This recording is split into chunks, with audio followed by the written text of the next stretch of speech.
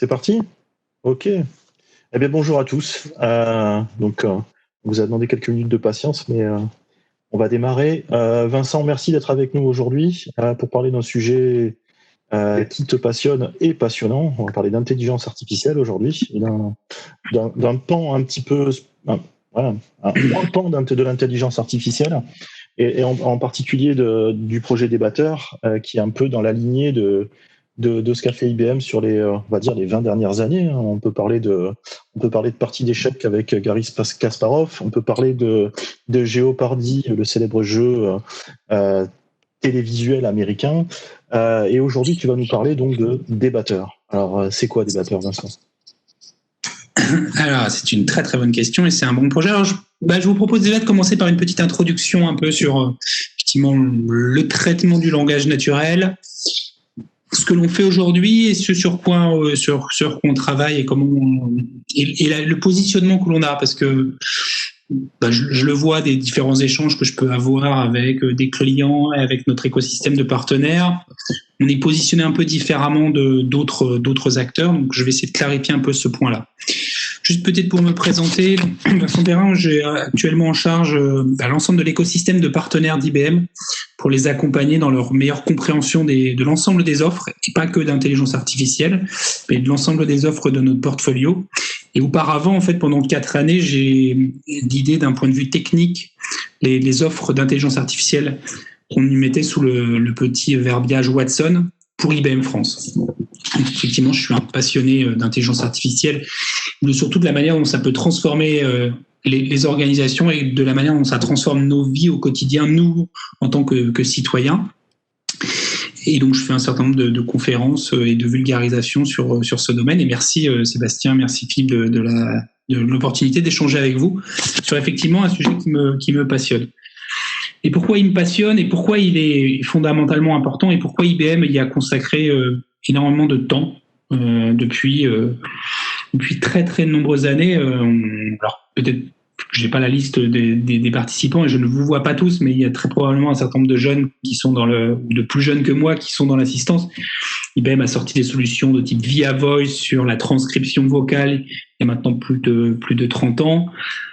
A contribué bien entendu à l'essor dans les années 60 de l'intelligence artificielle, du traitement du langage naturel. Pourquoi ? Parce que le traitement du langage naturel, c'est pas uniquement un outil d'information, c'est pas uniquement de capter de l'information et de la retranscrire, mais c'est pour nous la manière dont on structure notre pensée, de la manière dont on structure notre opinion, et c'est quelque chose qui est fondamental. Si on parle avec des psychanalystes, globalement, on s'aperçoit que si on n'avait pas le langage, il y a énormément de choses qui nous manqueraient. On aurait probablement beaucoup plus de manière à formuler nos rêves, à formuler nos idées. C'est pour ça aussi qu'on explique que d'avoir un fort vocabulaire, c'est important pour les jeunes, c'est important pour une personne dans son développement parce que ça lui permet de structurer ses idées. Donc le langage est quelque chose qui est fondamentalement important et qui est fondamentalement quelque chose depuis des milliers d'années qui est humain. Avec l'évolution de l'informatique, ces 70 dernières années, il y a énormément de progrès qui ont été faits pour essayer d'amener cette capacité à la machine. Ça a commencé dans les années 50 par un mémorandum qu'on peut encore retrouver sur Internet où une personne a explicité le fait qu'une machine pourrait faire de la traduction automatique. C'est quelque chose qui était révolutionnaire pour l'époque. Il y a eu différentes manières, différentes théories qui ont jalonné les années 70 à 90 avec des modèles statistiques, des modèles symboliques, et qui ont aussi jalonné l'évolution de l'intelligence artificielle. Aujourd'hui, on a l'impression que l'intelligence artificielle, ce n'est que du machine learning, que des approches probabilistes, mais il y a eu d'autres modèles d'intelligence artificielle avant, et le NLP a aussi évolué avec ces modèles. Et si on regarde depuis les années 2000, effectivement, il s'est très fortement orienté autour des systèmes apprenants, du machine learning par essence, en intégrant aussi toute une problématique, toute la thématique autour du neural computing ou neural network computing. Et il y a eu un certain nombre de percées qui ont été réalisées. Depuis ces dernières années, à IBM Research, notre entité dans laquelle et Philippe et Sébastien et d'autres personnes qui sont très probablement dans ce call, a choisi d'être dans une vraie recherche fondamentale en quoi une machine peut implémenter de l'intelligence artificielle, peut implémenter une capacité de raisonnement, une capacité de compréhension, et dans cette capacité de compréhension, du traitement du langage naturel. IBM Research a une particularité, au-delà d'être une des premières entités privées de recherche fondamentale sur pléthore de domaines d'activité, comme vous pouvez le voir là, même des choses que probablement un certain nombre d'entre vous ne soupçonnaient pas, sur la physique fondamentale, sur la biologie, etc. Mais il y a aussi une vraie vocation de partager ce qu'elle réalise et d'illustrer surtout ce qu'elle réalise. Sébastien, tu as cité Jeopardy. IBM Research aime bien donner des challenges à ses chercheurs au travers de ce qu'elle appelle des IBM Grand Challenge. Le premier qui a défrayé la chronique à la fin des années 90, c'est effectivement Big Blue, lorsqu'une machine a réussi ce que l'on pensait impossible dans les années précédentes, qui était de battre un humain aux échecs. On considérait que le jeu d'échecs, c'était par essence l'intelligence, par essence une capacité de raisonnement extrêmement forte. Et on a montré par ce challenge de recherche qui a duré un certain nombre d'années, qu'une machine pouvait le gagner. Alors on peut en digresser maintenant, peut-être pas sur une intelligence artificielle fondamentalement intelligente, il y a beaucoup de force de calcul, mais il y avait un certain nombre de systèmes de concepts apprenants.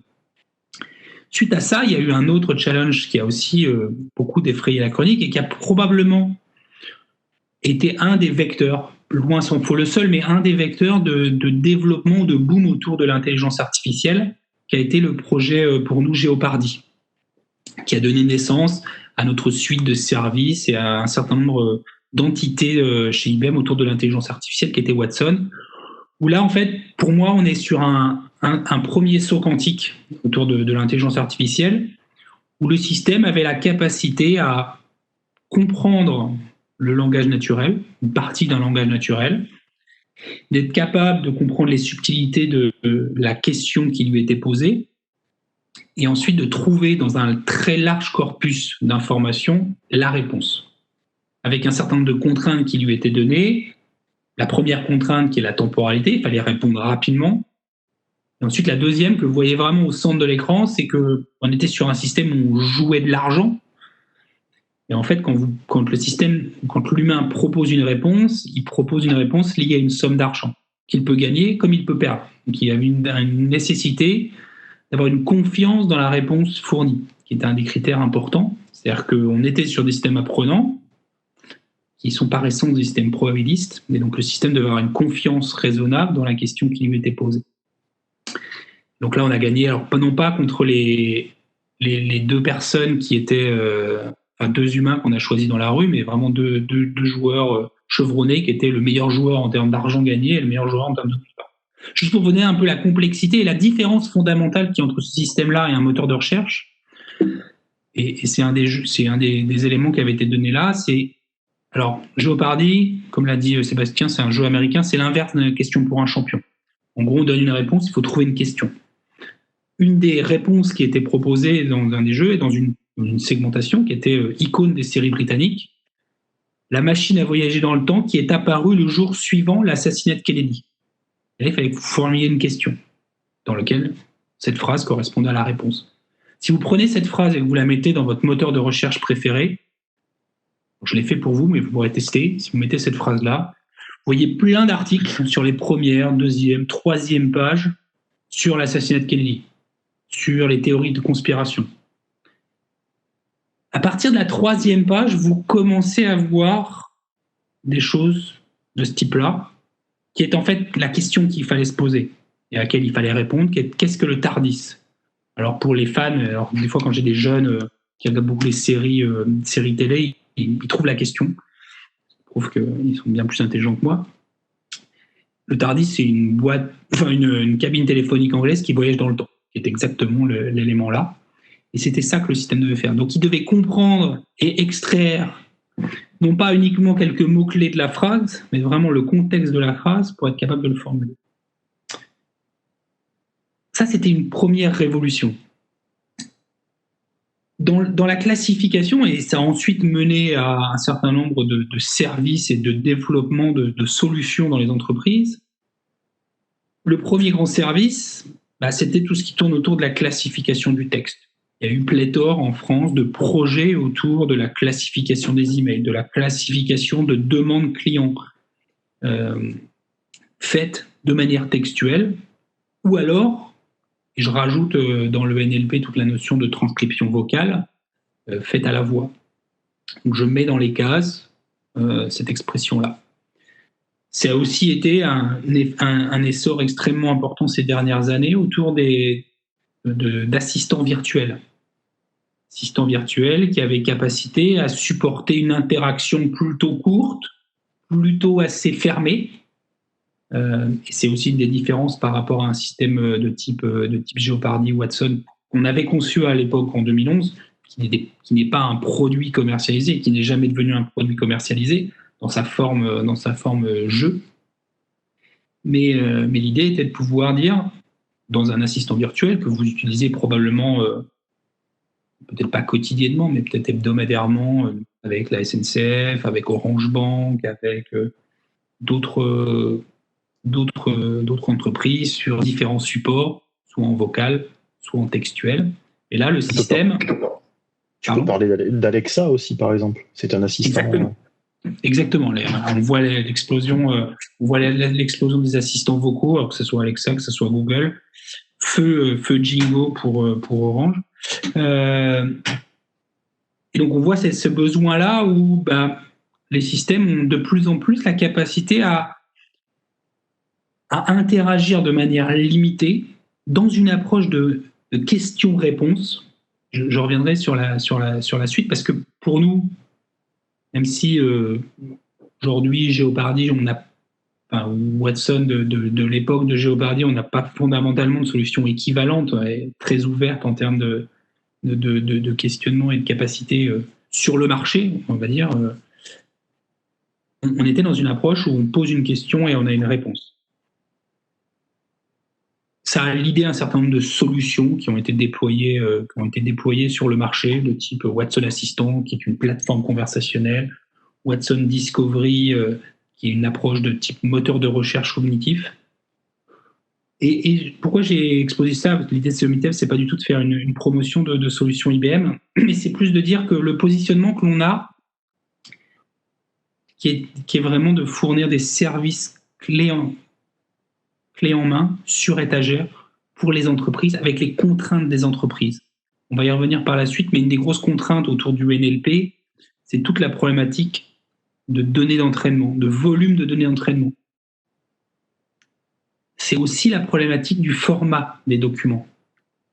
Si je prends la partie Discovery, dans la thématique du NLP, il y a le fond, mais il y a aussi la forme. On a énormément de nos clients qui ont amassé plein d'informations dans des formats de documents extrêmement spécifiques, qui aussi lient du texte et de l'image, ou des graphes, si je suis sur des papiers de recherche par exemple. Donc on a aussi intégré dans cette approche du NLP la capacité à comprendre la structure du document, pour pouvoir augmenter les capacités qu'on a dans le NLP, qui sont par exemple la notion d'entité nommée ou de reconnaissance d'entité nommée, pour être capable de dire, dans le document-là, cette partie-là, ça correspond à un titre, ça correspond à des références, ça correspond à la réponse à une question.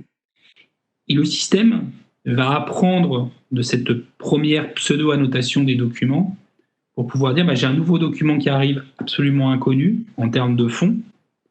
Déjà, dans sa notion de structure, je vais être capable d'identifier les zones du document et à quoi potentiellement sert chacun des paragraphes. Et donc, ce qui va orienter la capacité que le système va avoir à répondre. Toute une partie de préparation de la structuration va être faite et va être intégrée par de l'intelligence artificielle.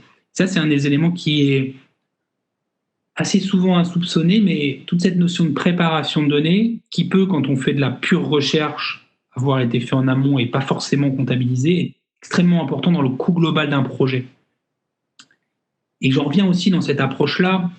On a souvent la dualité de dire machine learning, deep learning, IA symbolique.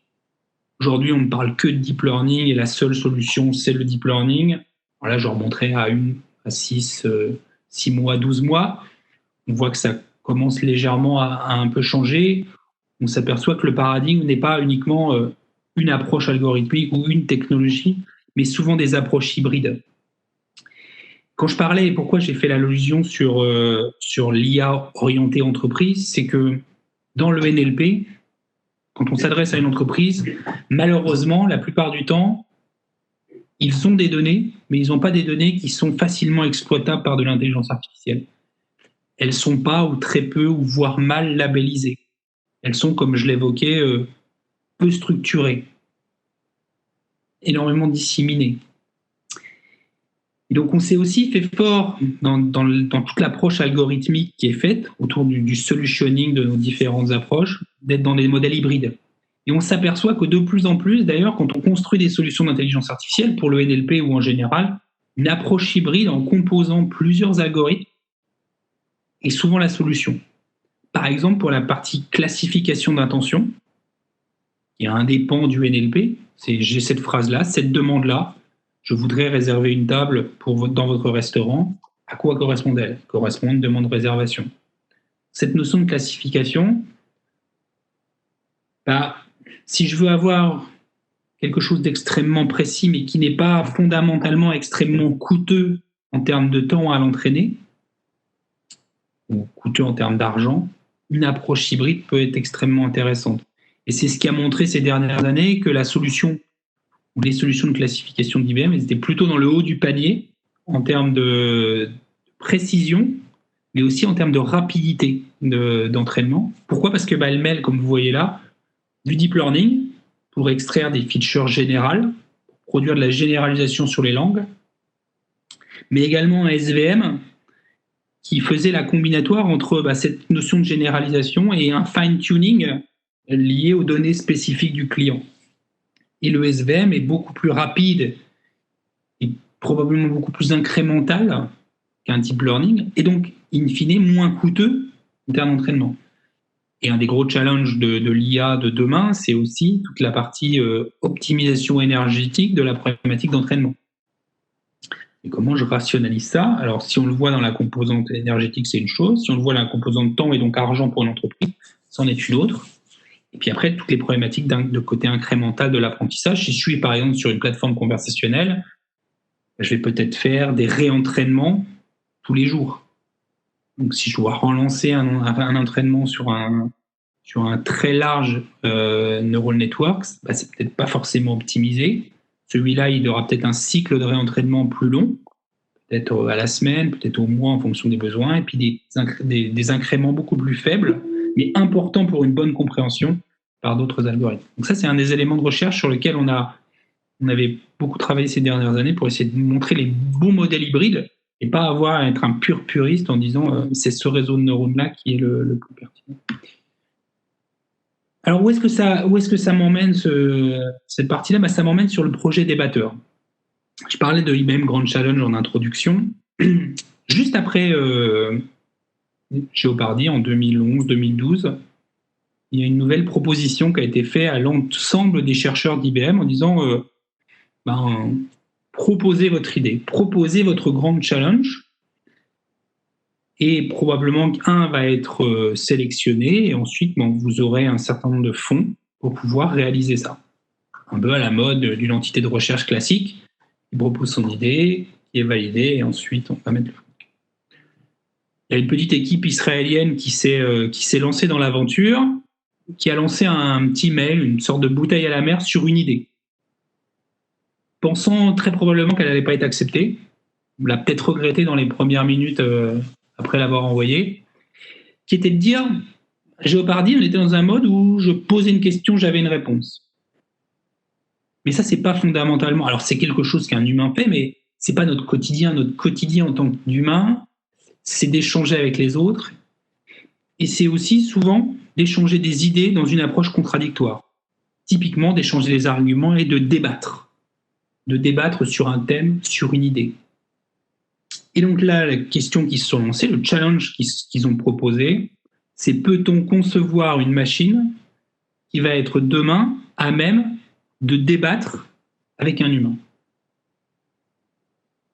Ça a lancé ce projet qui a duré 8 années, donc 8 années de recherche, avec des hauts et des bas comme tout projet de recherche. On va voir quels en ont été dans quelques instants les aboutissements et les différentes choses en termes de recherche fondamentale.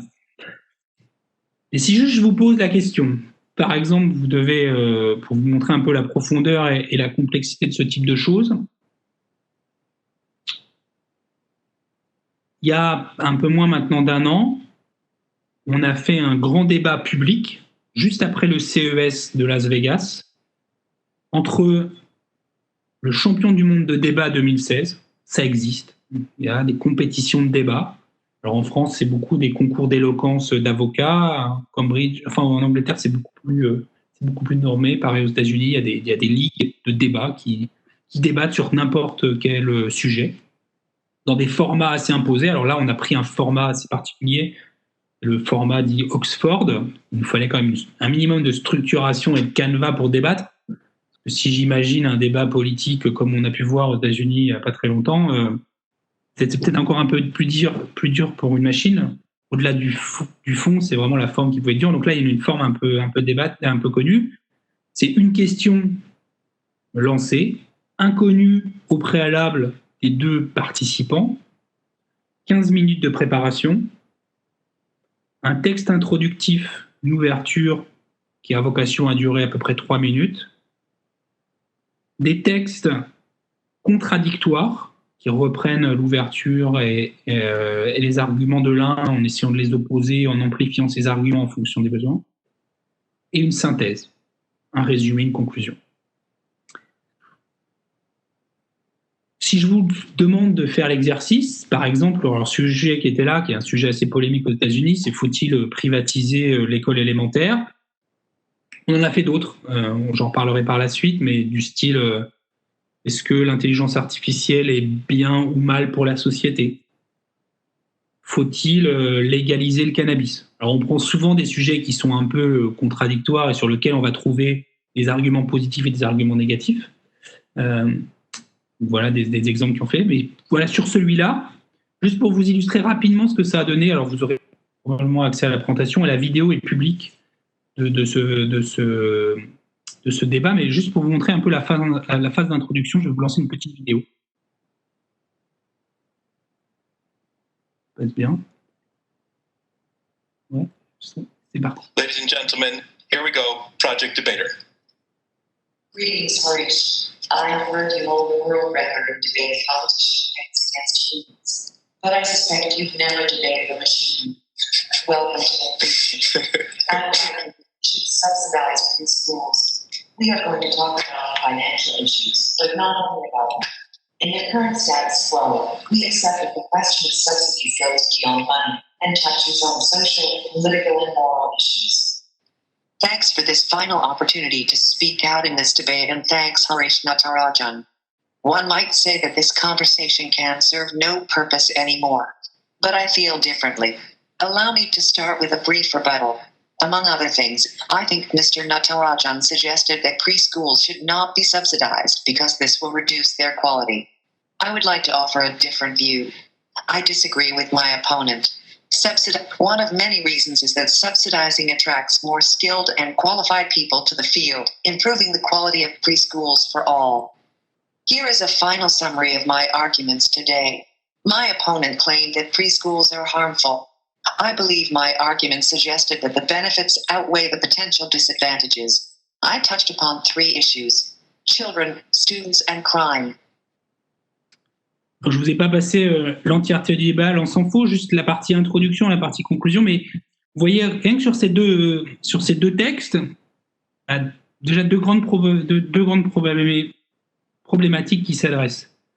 La première, une question, le thème est proposé à la machine, elle doit être capable de se construire un texte introductif, de trouver les arguments. Alors là, elle était contre la privatisation, lui était pour la privatisation de l'école élémentaire. Donc trouver dans son corpus d'informations, on y reviendra sur son volume et sur sa manière, mais les bons arguments. Structurer, comprendre le poids de tel ou tel argument pour faire ce texte introductif.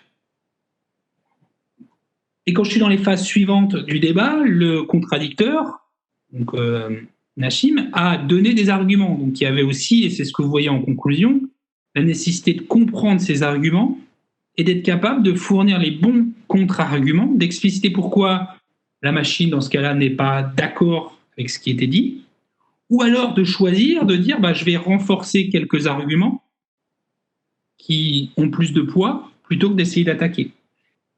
Alors ça, l'attaque, je ne l'ai pas mis là parce que ça aurait pris un peu de temps, mais on l'a vraiment dans la phase centrale du débat où quand Harish parle, à la fin, elle contredit vraiment sur ses propres arguments. Ce qui nécessite aussi au système où en temps réel, ils comprennent ce que l'humain dit, piochent dans son corpus d'informations pour aller choisir et pondérer le bon argument. Pourquoi c'est beaucoup plus compliqué ? Pourquoi c'est beaucoup plus compliqué que de faire une approche de question-réponse ? Parce que c'est un peu comme en probabilité. Si je fais une mauvaise réponse à une question à un instant T, celle d'après n'a aucune conséquence. Si je suis dans un débat, si à un moment un argument ne fait pas mouche, si la construction de ma narration n'est pas bonne, les gens qui vont écouter le débat ou mon contradicteur va s'en servir pour me mettre en faiblesse. Ce qui veut dire que pour réaliser un débat qui va être couronné de succès, il faut bien entendu avoir un corpus de documents. Typiquement, dans notre cas-là, c'est plusieurs milliards de phrases qui étaient dans le corpus de documents global sur tous les thèmes. C'est la capacité que le système doit avoir à analyser si cet argument-là, cette phrase-là est positive ou négative vis-à-vis du thème considéré. Donc déjà, il y a besoin de les classifier, et tout ça de manière non supervisée. Ensuite, de polariser la chose, est-ce que c'est un argument positif et est-ce que c'est un argument négatif. De valoriser cet argument.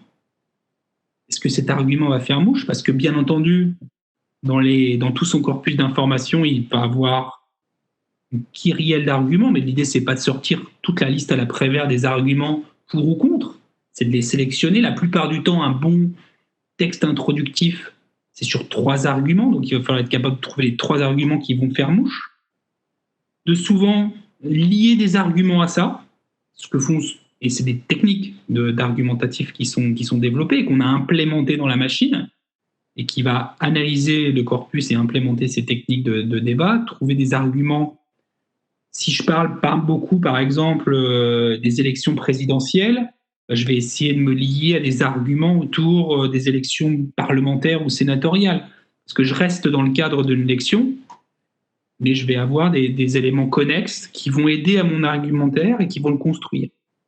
Il faut ensuite qu'il soit structuré de bonne manière. Il y a tout un élément aussi, alors qu'on ne perçoit pas forcément dans la vidéo, mais qui est autour alors pas du paraverbal, parce que c'est pas un humain qui parle, mais du non-verbal. C'est aussi la manière dont on structurait les phrases, l'intonation, les pauses. Donc, il y a eu aussi pas mal de travaux de recherche qui ont été publiés, on y reviendra par la suite, sur cette partie-là, sur la transcription de la voix, sur la compréhension. Alors peut-être que là, vous pourriez considérer que je parle un peu vite, ça dépend des fois. Dans un débat, les gens parlent beaucoup plus vite. Et Harish parle beaucoup plus vite que ça. Donc la machine aussi devait avoir cette capacité à comprendre, à bien comprendre, segmenter les phrases, à extraire l'information qui lui faisait sens, avec toutes les subtilités de la langue que peut mettre un contradicteur. Et puis, bien entendu, trouver les contre-arguments. Vincent, je rebondis sur ce que tu viens de dire parce qu'il y a une question dans les Q&A. Comment les modèles utilisés par débatteurs peuvent être réutilisés, adaptés pour une application industrielle ? Parce que tu as dit que ça avait été publié, donc est-ce qu'il y a un lien entre... On va le voir juste par la suite, si vous me permettez de faire ça, parce qu'effectivement, vous allez voir comment derrière on l'a appliqué, aussi on va partager tous les travaux de recherche qui ont été faits. Si vous me laissez même pas 2 minutes, vous allez avoir la réponse. Si vous le détail passé, j'y reviendrai. On fait comme ça. Juste pour vous donner, parce que vous pouviez peut-être vous poser la question, ça a été quoi le résultat de ce challenge ? Et surtout, ça a été quoi le résultat de ce débat ? Alors, le résultat de ce débat, la manière dont est comptabilisé, quand je vous parlais qu'on est dans une approche assez normative, en gros, le vote qui est fait à la fin, c'est est-ce que vous êtes resté sur la même idée? Est-ce que ça a fait changer vos idées? Et en gros, est-ce que vous êtes d'accord ou non avec la réponse? Donc on demande aux gens, on interroge les gens avant le débat. Est-ce que vous êtes pour ou contre, dans ce cas-là, la privatisation de l'école élémentaire? Et après le débat. Si on regarde les résultats, 17% des gens ont changé d'avis. Entre le moment, alors 17% des gens qui étaient pour au début sont devenus contre, et 17% des gens qui étaient contre sont devenus pour. Donc typiquement, Harish a gagné. Toutefois, ce qui est intéressant, c'est la deuxième analyse qui est faite derrière, c'est que 50% des gens ont trouvé que les arguments avancés par débatteurs ont plus nourri le débat, ont augmenté leur connaissance qu'ils avaient sur le thème. À la différence de ce qu'a fait Harish, qui n'est lui que dans 20% des cas, ou 20% des gens ont considéré qu'il avait alimenté le débat. Donc oui, la machine, et il y a peut-être des biais cognitifs du style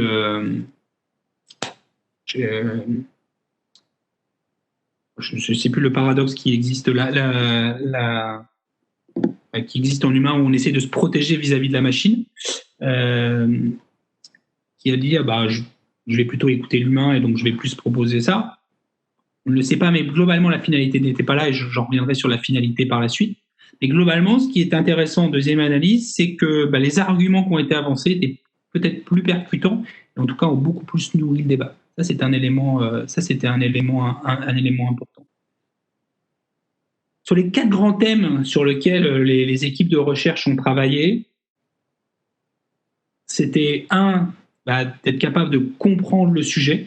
Et là, on s'appuyait sur un corpus documentaire qu'on a alimenté au fur et à mesure plusieurs milliards de phrases. C'était d'être capable de débattre sur un sujet sur lequel il n'avait pas été entraîné, il n'y avait que cette simple phrase en termes de description de la chose.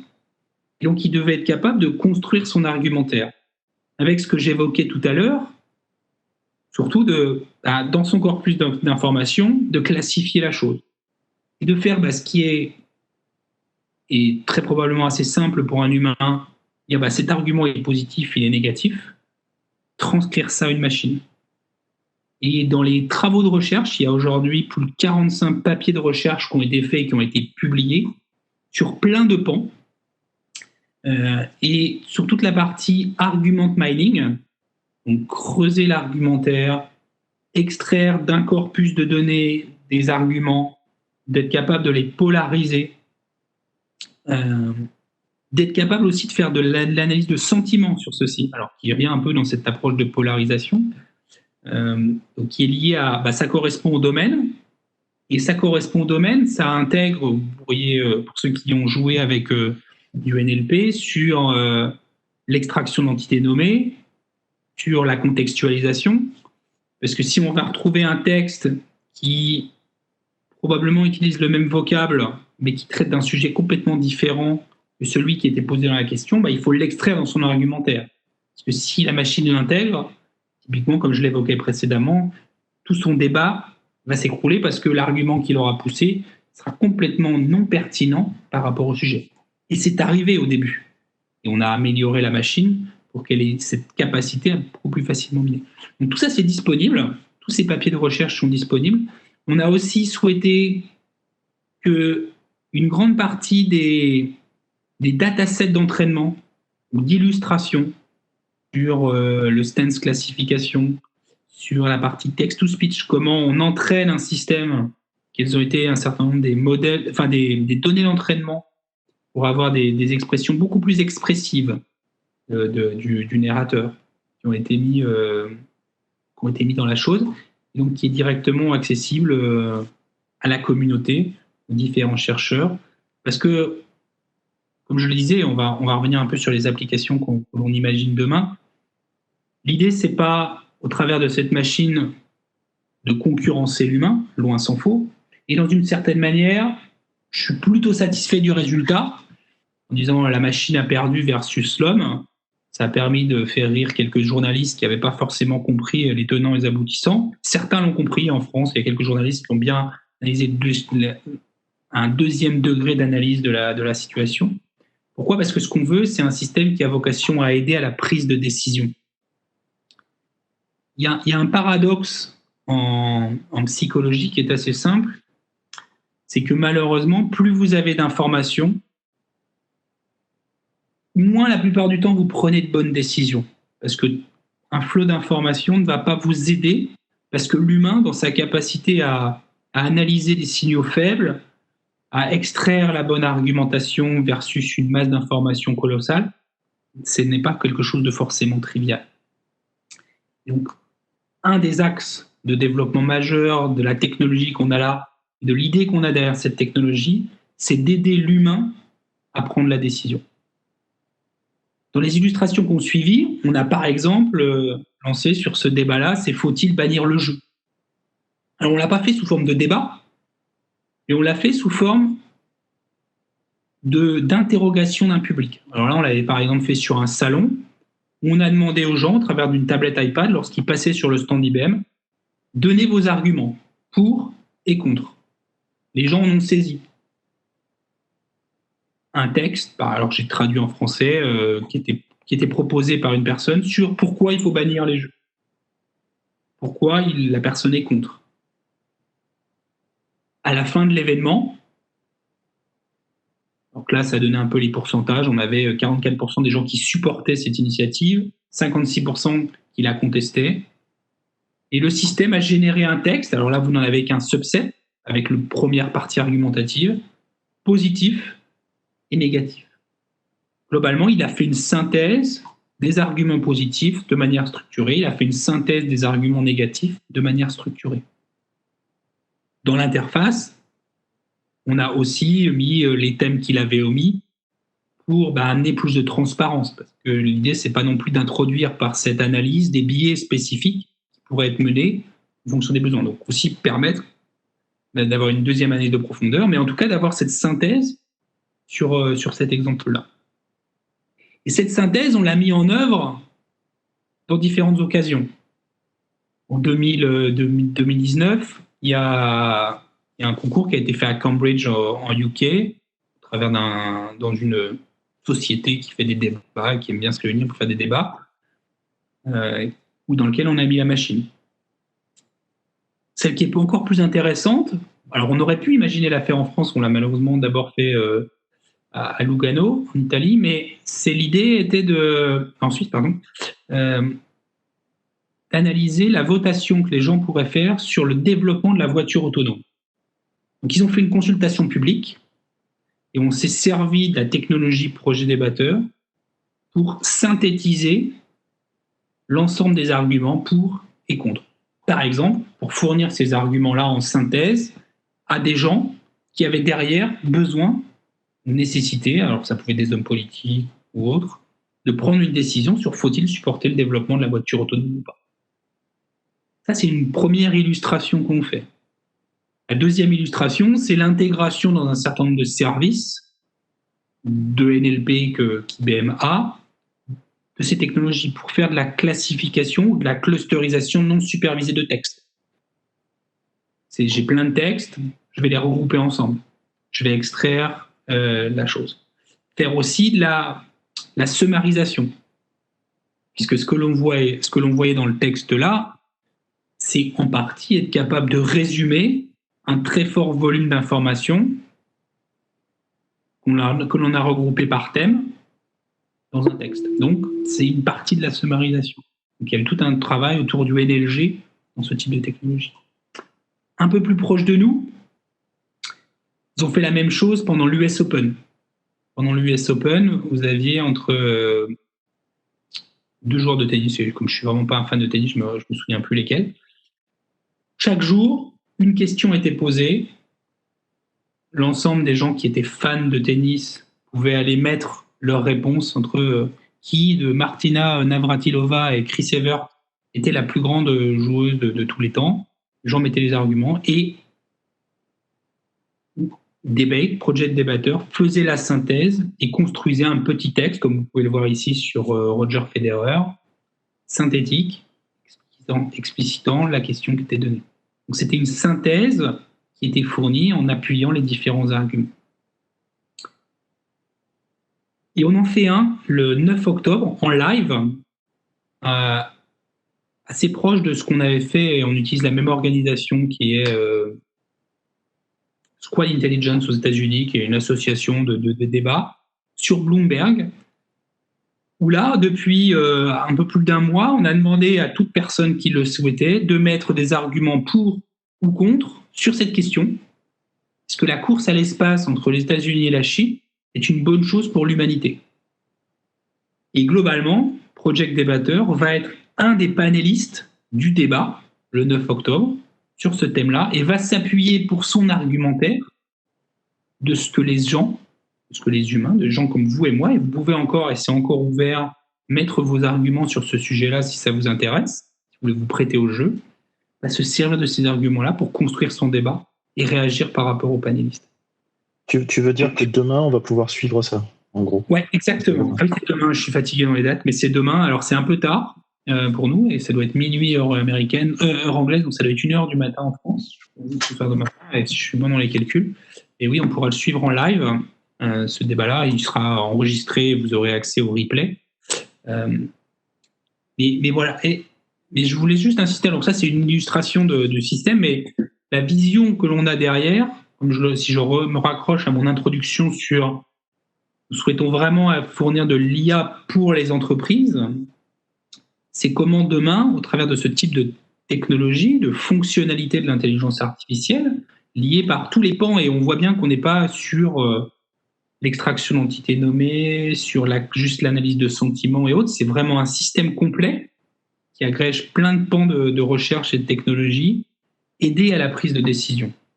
Mais aider à la prise de décision argumentée, dans lequel on partage les hypothèses pour que ça soit derrière l'humain qui prenne la bonne décision, mais la décision la plus éclairée en fonction de tout ce qui aurait été fait.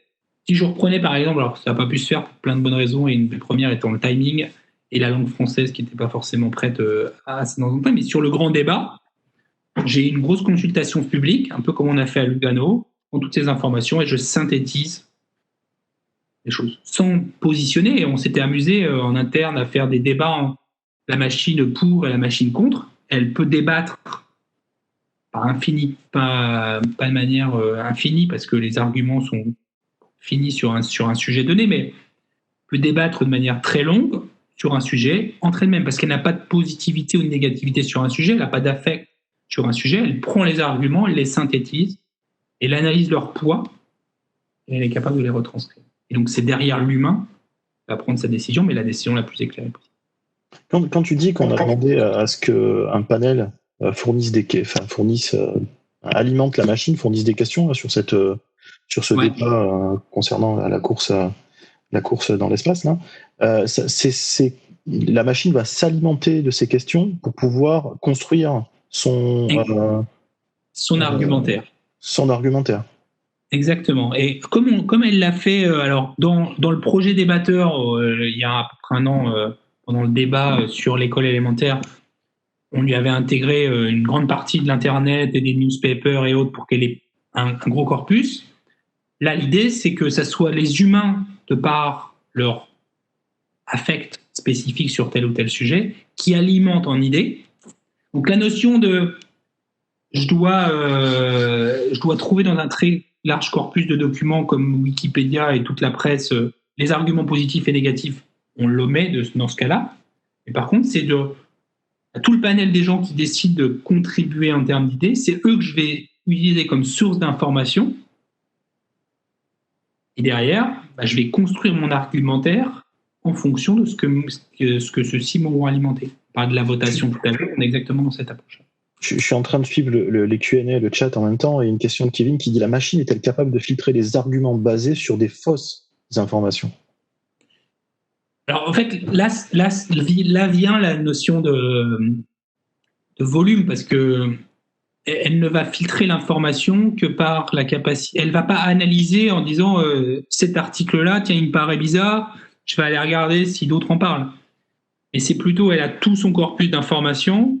Si ce point-là est ressorti de manière significative, elle va s'en servir comme argument. Alors, si c'est un argument qui est positif et qui n'est pas vrai, elle va avoir du mal à aller creuser cet argumentaire. Mais si j'ai 50% des gens qui m'amènent cet argumentaire-là, à un moment, il va falloir que la machine va s'en servir. Il va manquer cette notion d'analyser est-ce que c'est une fake news ou pas, mais parce que c'est loin d'être quelque chose de trivial. Et là, elle ne prend qu'un texte brut. Et si je suis dans ce cas-là de US Space, son corpus est limité à tout ce que les gens publient. Donc, elle ne va pas faire une analyse. Et sur Projet Débatteur, elle n'allait pas non plus faire une analyse. Mais si j'ai une personne qui cite un argumentaire, il y a très forte probabilité qu'il soit complètement omis parce que j'ai une autre grosse partie de la population qui va avancer cet argument. Donc c'est un peu le volume qui va pondérer la chose. Et puis après, ça dépend aussi des sujets qu'on va vouloir traiter et des sources qu'on va pointer. Parce que le système, si je prends Débatteur comme il était il y a un an, c'était un sujet de recherche sur est-ce que le système a cette capacité à débattre. Il y a plein de questions qu'on peut s'interroger. Effectivement, si je l'alimente en termes de fausses informations, considérons que toutes les informations que j'aurais mis dans le système, c'est mon ground truth. Elles sont vraies par essence. Après, on ne peut pas être d'accord avec ce qui est dit, mais elles sont vraies par essence. Le système n'a pas. Ça serait un deuxième travail. Il y a un gros travail de recherche, de détecter est-ce que cette information est fausse ou pas et comment je peux la contredire. Et c'est un autre sujet. C'est pas le sujet de recherche. Ouais, j'ai bien compris, mais ça serait carrément intéressant d'aller donner comme source à la machine les réseaux sociaux, par exemple, sur un débat de société ou ce genre de choses, parce que il y a des choses qui ont été faites sur l'analyse des fake news mais on s'aperçoit que c'est pas un sujet qui est trivial parce que recouvrir l'information, il y a des choses qui peuvent paraître vraies et qui peuvent être volumineuses en termes d'information, qui par essence se trouvent faux ou qui sont vraies aujourd'hui, qui sont fausses demain. Parce que la recherche avance, parce qu'on a une information additionnelle qu'on n'avait pas. Il y a une fake news, une information qui est erronée, c'est compliqué à analyser. Là, comme on fait de la recherche, on segmente un peu les tâches, et c'est là où on voit encore que l'humain a une importance. Et c'est aussi pour ça que on a un gros axe. Alors là, c'est pas le sujet, mais je crois qu'on en fait un prochainement de ce que m'a dit Philippe tout à l'heure. Toute la notion d'éthique, de biais, de transparence, d'explicabilité de l'intelligence artificielle, c'est un élément qui est fondamental et connexe à ce débat-là. Et bien entendu, les sources de données qu'on mettrait dans un outil à débattre, si elles sont par essence biaisées, le résultat il va être biaisé. Mais ça, c'est la problématique de tout modèle d'intelligence artificielle. Ça va dépendre des données que je vais lui mettre dedans. Donc derrière, il faudrait que j'ai un moyen de traiter cette information, de débiaiser, d'atténuer le biais de manière significative. Et après, j'ai toute la notion d'explicabilité qui vient derrière, qui va aussi me permettre, j'ai des biais, parce que ça arrivera toujours d'avoir des biais, mais peut-être en amenant de l'explicabilité, ce qu'on fait en partie dans l'interface où je montre les thèmes omis, je montre où est-ce que j'ai été chercher le texte, etc., donc les références documentaires, ça me permet de comprendre un peu pourquoi il a été cherché cet argument-là, et parce qu'effectivement, en termes de volume, il était important, etc., etc. Donc, voilà, il y a des sujets connexes qui sont importants, qu'on traite dans la recherche, c'est un gros sujet de recherche également, sur lequel on contribue aussi beaucoup en termes d'open source, mais voilà, on s'aperçoit que le système, il n'est pas unique. Quand je parlais tout à l'heure d'hybride en termes de modèle, j'aurai pas demain un réseau de neurones qui va faire comme notre cerveau. Parce que déjà, probablement, notre cerveau, c'est de multiples réseaux de neurones interconnectables. On s'aperçoit qu'on n'est pas du tout dans la même philosophie d'approche. C'est pareil pour nos systèmes. Ils se construisent de briques qui s'agencent entre eux, comme une voiture autonome, par exemple. Je ne sais pas si tu as encore beaucoup de support derrière, de slides. C'est la fin. Ok, là, alors, je vais rebondir sur les questions qu'on a alors dans le chat.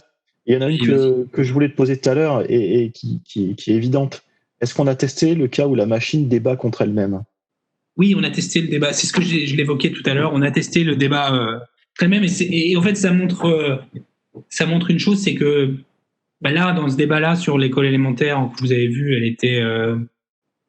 était contre. On en avait fait juste une année avant dont on peut retrouver les traces sur Internet. C'était faut-il mettre fin à la surveillance de masse ? La machine n'a pas d'affect particulier. Elle génère un texte pour, elle génère un texte contre. Il y a un argument qui est monté, l'autre montre un autre argument, etc. Et on le voit bien, le choix, il est humain. C'est pour ça que notre conviction profonde sur l'intelligence artificielle, c'est pas qu'elle est surtout sur la prise de décision pour remplacer l'homme, mais elle est là pour l'aider.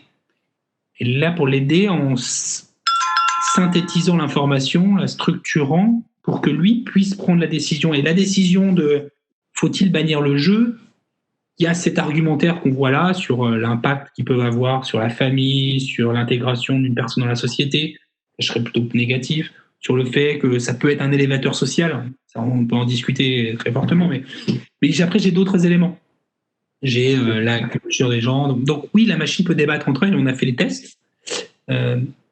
Mais c'était juste pour montrer et pour illustrer le fait que la machine, quand vous lui demandiez oui ou non, ça lui fait ni chaud ni froid.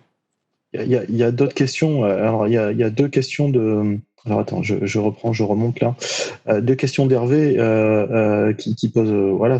qu'est-ce qu'il y a en termes d'architecture? Alors, je te regroupe tout dans une question. Qu'est-ce qu'il y a derrière en termes d'architecture pour exécuter le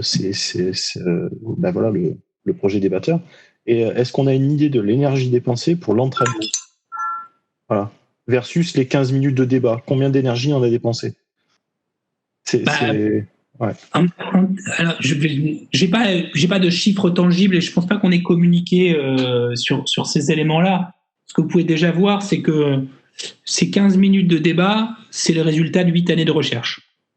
D'une équipe qui est une équipe de 10-15 personnes globalement réparties sur ces 8 années qui ont travaillé à ça, plus le développement de nos services d'intelligence artificielle, parce que si on prend la partie text-to-speech, c'est typiquement peu ou prou le service que l'on offre à nos clients et à notre écosystème tous les jours au travers du cloud IBM.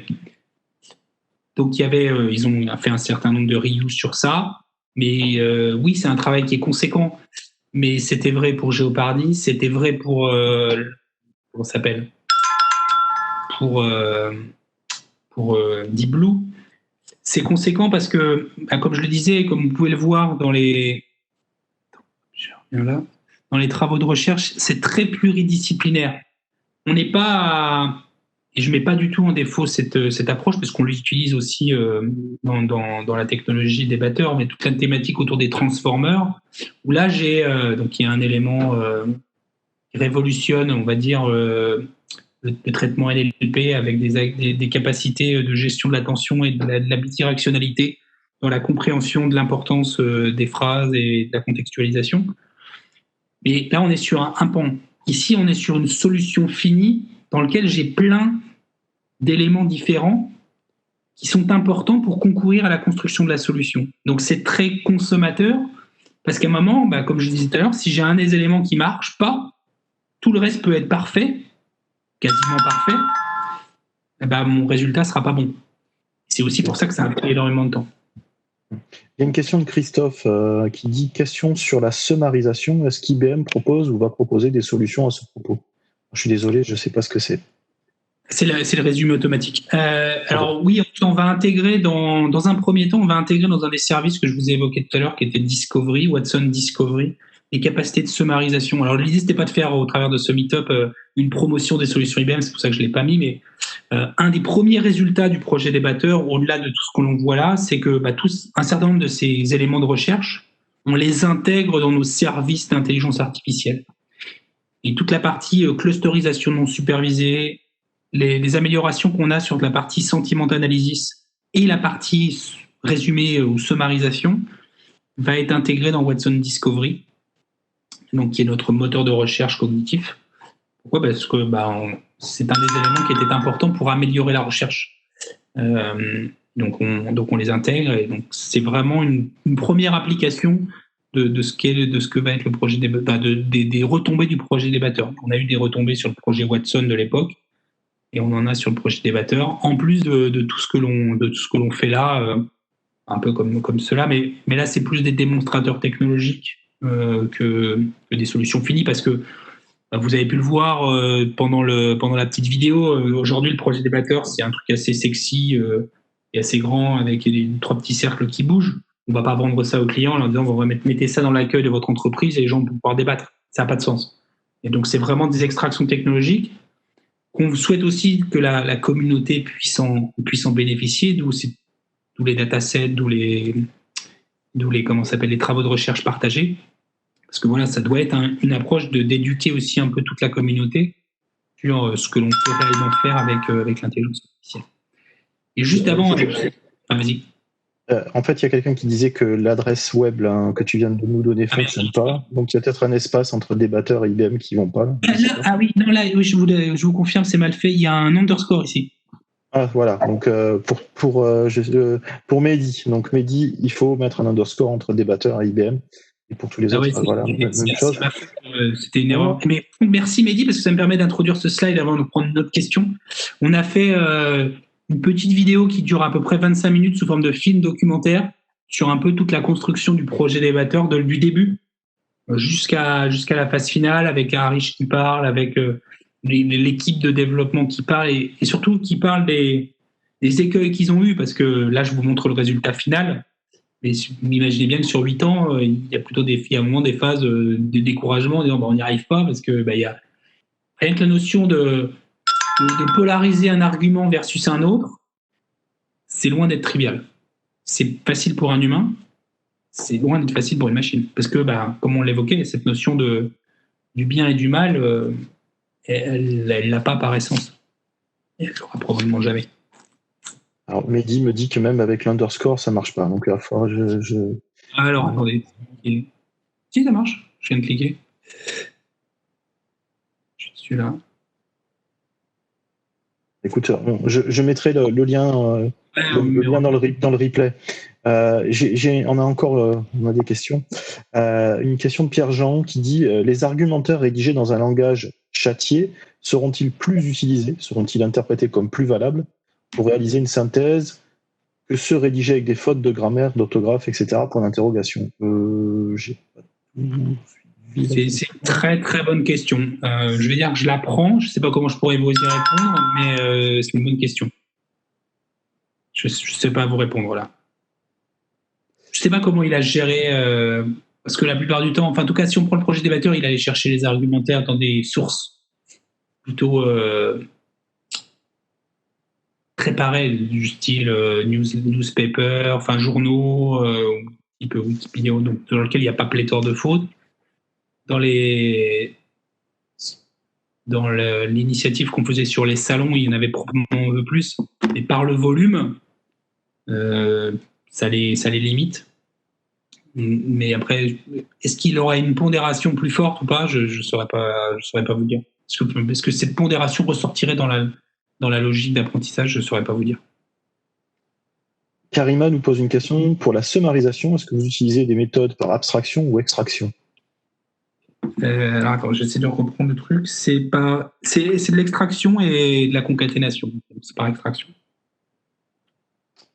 Je regarde si on a d'autres. Le débatteur parle-t-il d'autres langues que l'anglais ? Donc ça, c'est une... Alors, il y a un an, la réponse était non. Il était focusé en anglais. Moi, j'avais fait le challenge de demander, typiquement pour l'appliquer en France, il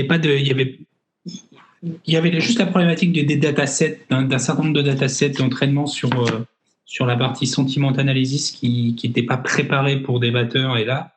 Mais la structure est assez flexible, au dire de l'équipe de recherche, pour pouvoir s'adapter à d'autres langues. Et typiquement, pour les services que l'on intègre, donc la partie clusterisation, sentiment analysis et summarisation, elle supporte les 12 langues à plus que l'on a déjà dans les services Watson. Donc, voilà. Mais effectivement, tout ce que vous allez trouver sur Internet en termes de dataset d'entraînement, il est en anglais. Et même si en plus l'équipe était israélienne. Parce que, ouais. Alors, Vincent, je sais que ce sujet, on pourrait en parler encore pendant une bonne heure, mais on arrive à la fin de l'heure qu'on avait dédiée à cette webconf. Alors moi, je te propose un truc. Je vais pousser le replay sur la chaîne YouTube des Meetup. Je remettrai les liens que tu as partagés. Et puis, moi, ce que je peux faire, ce qu'on peut faire, c'est inviter tout le monde les personnes qui nous suivent là maintenant à éventuellement te pinguer via LinkedIn ou s'ils ont des questions, s'ils veulent creuser le sujet. Je pense que ça devrait fonctionner comme ça. Donc je vois pas d'autres questions là maintenant.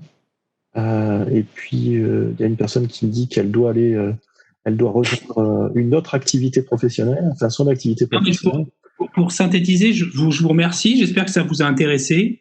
Je vous encourage, si vous avez 20-25 minutes à regarder cette petite vidéo, elle est un peu plus romancée que ce que je vous ai présenté là. Et effectivement, si vous souhaitez poursuivre le débat, et le terme est bien choisi là, je trouve, n'hésitez pas à revenir vers moi et au plaisir d'en discuter. Moi, c'est un sujet qui me passionne parce que c'est vraiment, pour moi, c'est une illustration finie. C'est ça qui est intéressante. C'est pas un algorithme, on en a fait pléthore chez IBM, on en a fait la promotion et d'autres en font la promotion. Et là, c'est vraiment une solution finie et c'est un autre challenge, surtout pour une équipe de recherche, de réaliser une application finie et non pas juste un papier de recherche sur tel ou tel sujet. Donc, et en plus, voilà.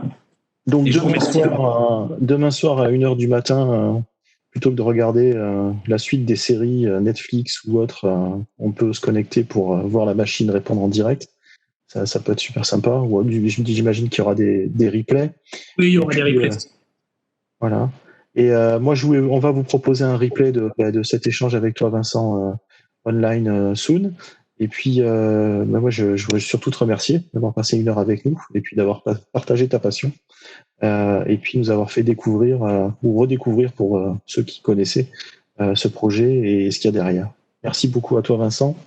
Merci à vous tous de nous avoir suivis aujourd'hui. Et puis je vous dis à très bientôt.